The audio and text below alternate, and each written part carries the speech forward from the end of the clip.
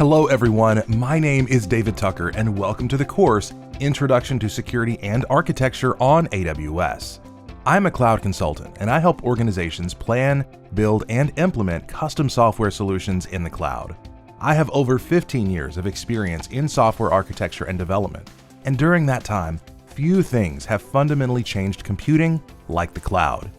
AWS certifications add value for both technical and non-technical resources in today's digital world. In this course, I will walk you through an introduction to both security on AWS, as well as how to architect solutions on the platform.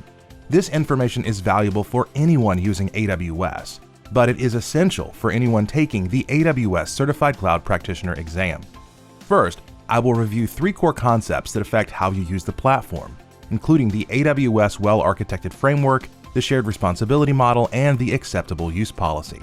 Next, I will review security and user management on AWS, and then I will cover key architectural concepts around fault tolerance, high availability, and disaster recovery. Finally, I will review concepts around scalable and secure applications on Amazon EC2. When you finish this course, you will have a clear understanding of these concepts that are needed for a portion of the AWS Certified Cloud Practitioner exam, as well as the knowledge needed to begin implementing solutions in the cloud.